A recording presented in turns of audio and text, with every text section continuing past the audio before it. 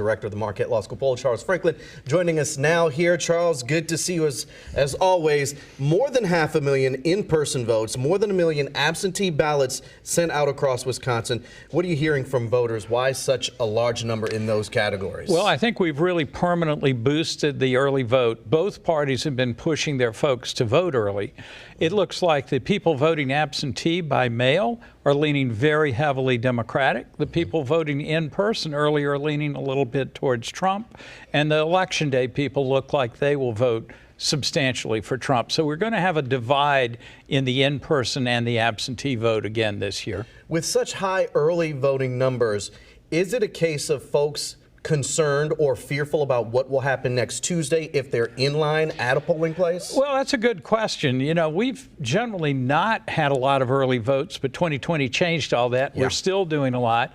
And because of the high turnout, there are long lines at many of the early voting places right now. So people will adjust, and we've seen people willing to stand out in the weather for a long time if they have to on Election Day. Head-to-head matchup, a dead heat between Harris and Trump. Harris with a 1-point lead among likely voters within the margin of error. Right. Obviously, this is a toss-up come Tuesday. That's right. We've done 7 polls this year. Every one of them has been inside the margin of error. Trump has led in some. Harris has led in some.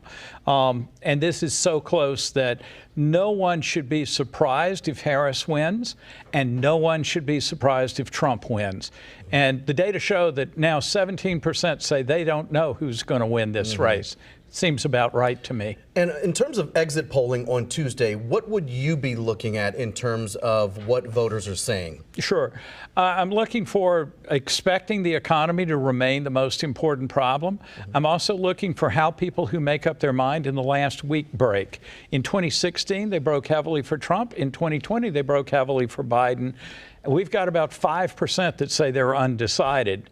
If they broke heavily one way or another, they could change that 1-point margin. How do you read into that people at this point, 6 days ago, saying they are still undecided? Do you buy that fully on its face? The people that are undecided actually have a good reason to be. They don't like either candidate. 44% of them are undecided. They're pure independents, not closer to either party. 21% undecided. They're Republicans, but unfavorable to Donald Trump. 42% undecided. So all of those groups have a reason why they're having trouble making up their mind. It's not that they just haven't paid any attention. Given the early voting numbers and then also Wisconsin in counting absentee ballots on Election Day, do you anticipate we will have a winner Tuesday night?